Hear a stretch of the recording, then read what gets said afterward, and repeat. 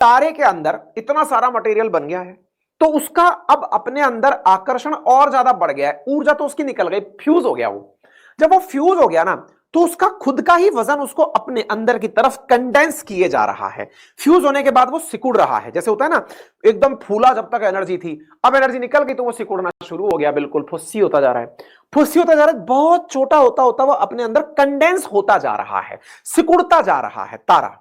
अब जब ये सिकुड़ जाता है तो इससे ही ब्लैक होल्स बनने लगते हैं।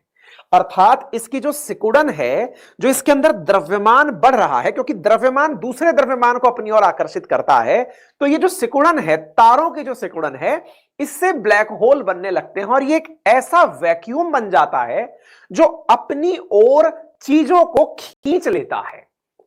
आप जानकर आश्चर्य करेंगे कि ये जो मरा हुआ स्पेस क्रिएट होता है, ये अपनी ओर जब कोई मरने वाला, अच्छा मरने से पहले कहता है ना दिया फबकता बहुत है, ऐसे ही तारे के बारे में भी कहते हैं इसका भी सुपरनोवा फेज आता है, मरने से पहले एकदम चमचमाता है कि बस अब अंतिम सांस ले लेने दो।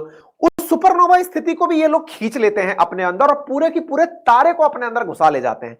एक बार के लिए एक वीडियो दिखाता हूं, इससे समझने का प्रयास कीजिएगा। ये नासा की वेबसाइट से उठाया गया वीडियो है, इसे समझिए। देखिए कुछ इस प्रकार से समझिए कि ये वेव्स हैं जो पिघल पिघल करके जा रही हैं।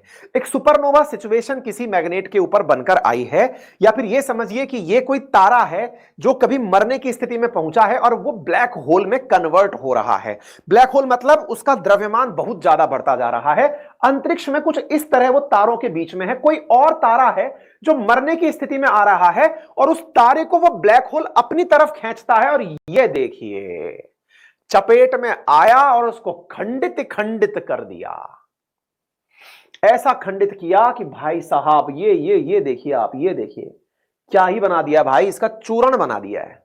किसने? ब्लैक होल ने अपनी चपेट में आए एक तारे को चूर्ण बना के अपने अंदर समाहित कर लिया है। तारों को खाने की कला है भाई, किसमें? इस ब्लैक होल में। अब ये देखिए भारत जैसे देश में, दुनिया के देश में बैठे हुए कुछ लोग दिमाग लगाकर ये कल्पना कर रहे हैं कि ऐसा होता है। मैंने कहा उसका जो सेंटर वाला हिस्सा है ना, बोले हां, उस सेंटर वाले हिस्से को न्यूट्रॉन स्टार कहा गया है। अब पता नहीं फिर आप क्या बता दिए हो। हमने कहा चलो ऐसे समझो, कभी वॉशिंग मशीन में कपड़ा घूमते हुए देखे हो? बोले हाँ देखे हैं ना। वैसे तो खैर देखने नहीं दिया, टेबल ऊपर से करके समझ लिया, हम बताइए। हमने कहा ऐसे गोल गोल गोल गोल घूम रहा है? बोले हाँ। हमने कहा केंद्र में बिल्कुल खालीपन आ जा रहा है? बोले हाँ। दीवार पे सब कुछ चिपक जा रहा है? बिल्कुल हाँ। तो मैंने कहा ऐसे ही ये माना जा रहा है कि तारे के आसपास का तो सारा मामला लेकर चला गया कौन? Black hole. उसका जो सेंटर है ना, उसको न्यूट्रॉन स्टार नाम दिया गया है। यानी कि ये तारे का कोर है।